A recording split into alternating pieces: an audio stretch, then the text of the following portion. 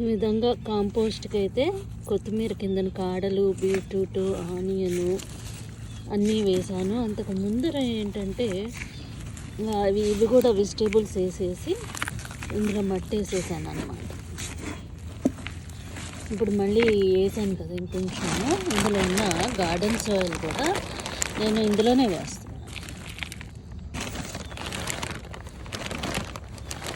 2 times వేసిన తర్వాత మళ్ళీ ఈ విధంగా అయితే గార్డెన్ సాయిల్ 3 గుప్పెళ్ళు ఇలాగా